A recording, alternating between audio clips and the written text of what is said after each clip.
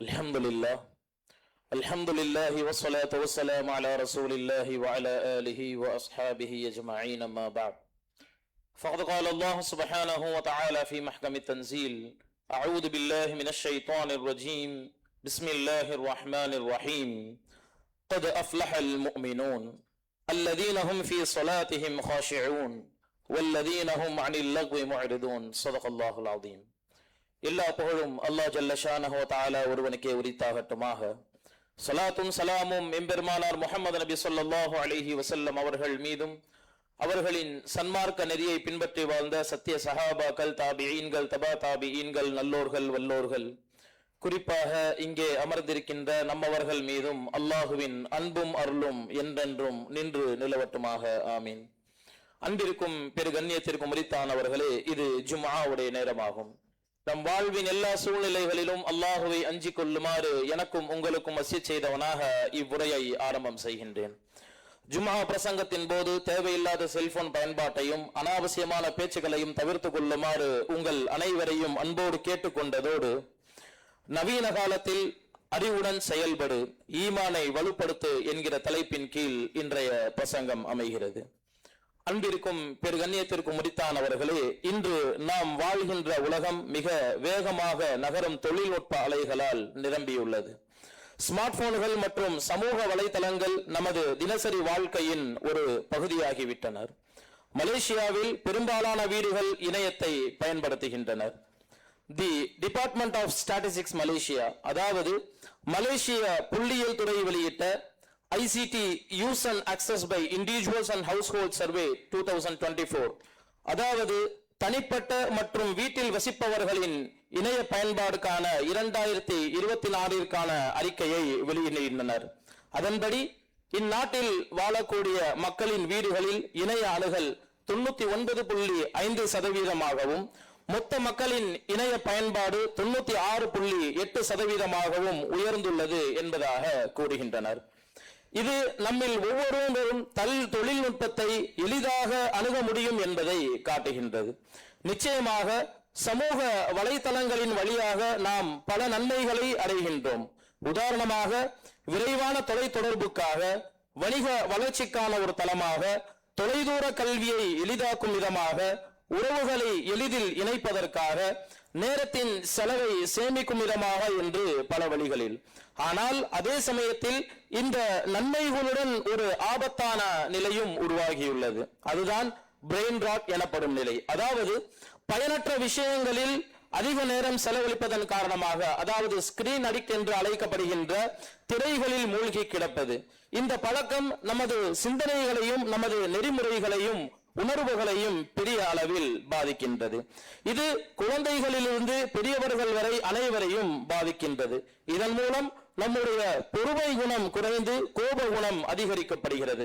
காரணம், கட்டுப்பாடின்றி தொழில்நுட்பத்தை பயன்படுத்துவது. இதனால் நம்முடைய அறிவு மங்கி மன உளைச்சல்கள் ஏற்பட்டு நம் ஆன்மாக்கள் வெறுமையாக்கப்படுகிறது.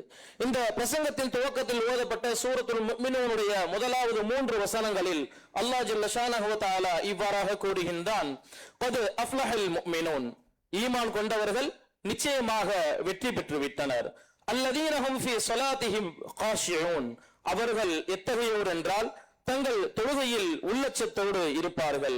வல்லதீனஹும் அனில் லக்வி முஅரிதூன், இன்னும் அவர்கள் வீணான பேச்சு, செயல் ஆகியவற்றை விட்டு விலகி இருப்பார்கள் என்பதாக. எனவே இது நமக்கு ஒரு முக்கியமான பாடத்தை அளிக்கின்றது.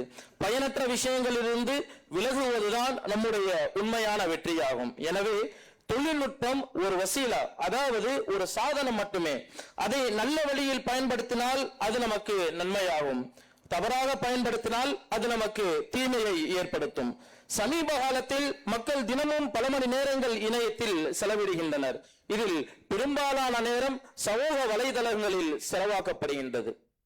இது நமது நேரத்தையும் நம்முடைய ஆரோக்கியத்தையும் வீணடிக்கின்றது.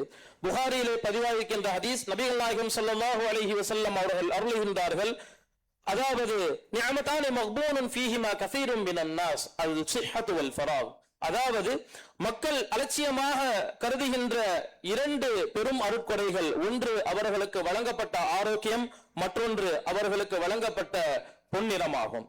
நாம் நம்மை சுயமதிப்பீடு செய்ய வேண்டும். நமது வாழ்க்கையின் ஒரு பெரிய பகுதி திரைகளில் கழிகின்றது. குடும்ப உறவுகள் பலவீனம் அடைகின்றனர். ஒரே வீட்டில் இருந்தாலும் நம்முடைய மனங்கள் ஒன்றிணையாமல் பிரிந்து கிடக்கின்றனர். இது ஒரு பெரிய இழப்பாகும். நாம் படைக்கப்பட்ட நோக்கம் அல்லாஹுவை வழிபடுவதற்காக. எனவே அதிலிருந்து நாம் தடம் புரண்டு விடக்கூடாது. இணையத்திலும் நாம் அல்லாஹுவின் கண்காணிப்பில் இருக்கின்றோம் என்பதை மறந்துவிடக்கூடாது. திருமீதிலே பதிவாகியிருக்கின்ற ஹதீஸ், நபிகள் நாயகம் ஸல்லல்லாஹு அலைஹி வஸல்லம் அவர்கள் அருளுகின்றார்கள், இத்தகில்லாஹ ஹைசுமா குன்த வ அத்பிஇ ஸய்யிஅத்தல் ஹஸனத தம்ஹுஹா வ ஹாலிகின் நாஸ பிஹுலுகின் ஹஸன். அதாவது நீ எங்கு இருந்தாலும் அல்லாஹுவை பயப்படு. ஒரு தவறை செய்தால் அதனை ஒரு நன்மையை கொண்டு நீ அதை நீக்கிவிடு. மனிதர்களுடன் நல்ல ஒழுக்கத்துடன் பழகு என்பதாக. எனவே அன்பிற்கும் பெரு கண்ணியத்திற்கும் உரித்தானவர்களே, இன்றைய பிரசங்கத்தின் வழியாக நாம் எடுத்துக்கொள்ள வேண்டிய 3 முக்கியமான விஷயங்கள். முதலாவது, பிரெயின் ராட் எனப்படும் திரை அடிமைத்தனம் நமது மனதையும் நமது ஆன்மாவையும் மங்கச் செய்யும்.